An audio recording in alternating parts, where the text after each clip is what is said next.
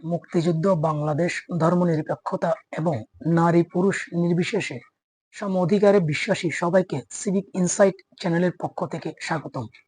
By genetically Tarique Rahman খাল কাটার প্রতি বেশি আগ্রহী, কারণ তার বাবা মেজর জিয়া এই খাল কাটা এবং সেই কাটা খাল দিয়ে জামাত নামক কুমির ঢুকানো ছাড়া এই বাংলাদেশের জন্য আর কিছুই করেনি। সেই ৮০-র দশকে সেনা কু ঘটিয়ে হ্যাঁ না ভোট করে গায়ের জোরে শাসন ক্ষমতা দখল করে যে ৩-৪ বছর প্রেসিডেন্ট পদে আসীন ছিল, সেই সময়টুকুতে নৃশংসভাবে ১৪০০ জন সেনা কর্মকর্তাকে খুন করা আর সরকারি অর্থ লুটপাট করে লোক দেখানো এক খাল কাটা ছাড়া আর কোনো জনহিতকর কাজ এই জিয়া করেনি। আর সেই সময়েই প্রথমবারের মতো তার কাটা খাল দিয়েই বাংলাদেশকে গিলে খাওয়ার জন্য ঢোকানো হয় জামায়াতে ইসলামী নামক এক হিংস্র পশুকে, তাও আবার মেজর জিয়ার স্বীয় উদ্যোগে। স্বাধীন বাংলাদেশের স্বপ্নদ্রষ্টা এবং মুক্তিযুদ্ধের সর্বাধিনায়ক বঙ্গবন্ধু শেখ মুজিবুর রহমানের খুনিদের আর ৭১-এর স্বীকৃত রাজাকারদের রক্ষার জন্য জিয়ার করা ইন্ডেমনিটি অধ্যাদেশের মধ্যে দিয়ে পরিচর্যা করা হয় সেই কুমিরের।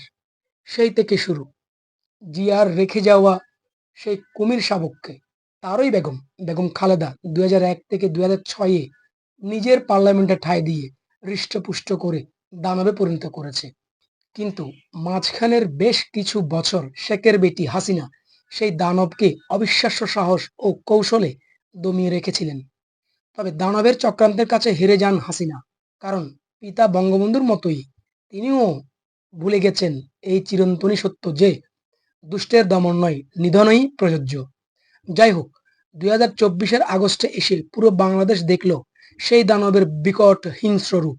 ৭১-এর পাক হানাদার বাহিনীর মতো করেই দেশের সমস্ত গুরুত্বপূর্ণ স্থাপনা ধ্বংস করে শত শত মানুষকে গুপ্ত হত্যা করে কৌশলে হাসিনা সরকারের উপর দায় চাপিয়ে দিয়েছিল।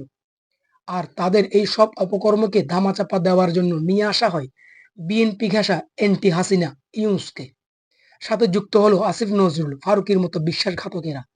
আবারও ইতিহাসের সেই পুনরাবৃত্তি। জুলাই যোদ্ধা নামক জামাত রাজাকার আলবদর শাখার শাবক কুমিরদের রক্ষার জন্য হাসিনা বিদ্বেষী বিদ্বান ইউনুস মেজর জিয়ার পদাঙ্ক অনুসরণ করে জারি করলো আরও একটি ইন্ডেমনিটি। আর ৭৫-এর মতো আরও একবার আওয়ামী লীগকে বিনাশ করার জন্য দেওয়া হলো নিষেধাজ্ঞা।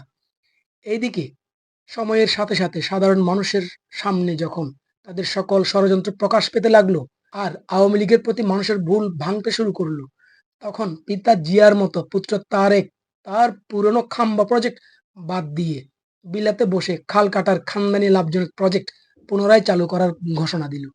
তাও একটা দুইটা নয়, হাজার হাজার কিলোমিটার খাল খননের প্রজেক্ট। বিশেষজ্ঞদের মতে যা কিনা রীতিমতো অবাস্তব ও অসম্ভব। তবে এটা সত্য, বাবা জিয়ার মতো লোক দেখানো প্রজেক্ট হলে তা সম্ভব। আগেই বলেছিলাম এটা বাই জেনেটিক্যাল চয়েস। যাই হোক, লন্ডনে বসে ছক তৈরি করা হলো কিভাবে আবারও জামায়াত ইসলাম নামের কুমিরকে বাংলাদেশের শাসন ক্ষমতায় নিয়ে আসা যায়। মধ্যস্থতায় রইল বিশ্ববিদ্যান ইউনুস।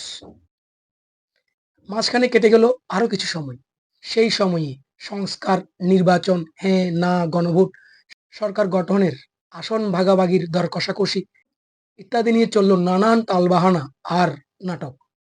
অবশেষে সেই পূর্বমঞ্চস্থ নাটকে আওয়ামী লীগবিহীন একটা সাজানো নির্বাচনে অংশগ্রহণ করে বাংলাদেশের হাজারাম আবেগী মানুষগুলোর একটি অংশকে বাধ্য করা হলো।